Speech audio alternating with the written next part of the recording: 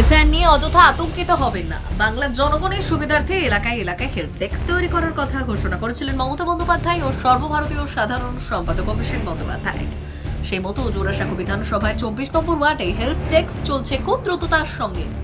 সাধারণ মানুষকে এটাই বলবো যে আমরা সদা সর্বদা সাধারণ মানুষের পাশে আছি। 365 দিন আমাদের নেত্রী শ্রীমতী মমতা বন্দ্যোপাধ্যায় এবং অভিষেক বন্দ্যোপাধ্যায়ের যে কড়া নির্দেশ যে এসআইআর কাজ যখন চলবে জনপ্রতিনিধিদের সজাগ সতর্ক থাকতে হবে এবং বিএলওদের সাথে যাতে বিএলওরা সঠিকভাবে ফর্মটা ডিস্ট্রিবিউট করতে পারে সেই পরিষেবাটা দিতে হবে, তাদেরও সুবিধা করে দিতে হবে এবং মানুষ যাতে বিভ্রান্ত না হয়, যাতে ভুল না বোঝে এবং ফর্মটা না পেলে তারা যাতে প্যানিক না করে, সমস্ত রকম পরিষেবা নিয়ে আমরা হাজির।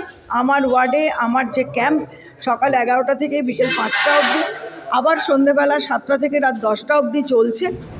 মানুষের নানান রকম সাহায্য করছে তৃণমূল কংগ্রেস এসআইআর সংক্রান্ত বিষয়।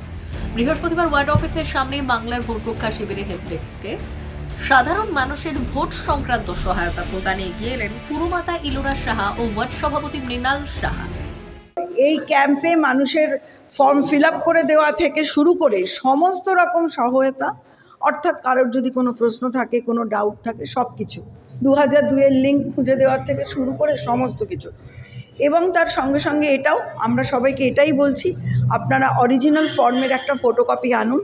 সেই ফটোকপির ওপর আমরা আগে তথ্যগুলো লিখে নিচ্ছি, তারপরে আমরা অরিজিনাল ফর্মটা ভরে দিচ্ছি যাতে কোনো রকম ভুল ত্রুটির আর আশঙ্কা না থাকে। অরিজিনাল ফর্মটা যাতে পরিষ্কার পরিচ্ছন্নভাবে তারা জমা দিতে পারে। আমি যতদূর বিএলওদের থেকে খবর পাচ্ছি মোটামুটি 75%-এর ওপরের ফর্ম ডিস্ট্রিবিউশন হয়ে গেছে।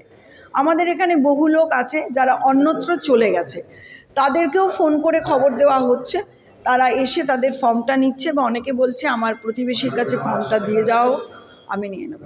তা সব রকম মানুষের সাথে কোঅর্ডিনেশন রেখে আমরা কাজ করছি।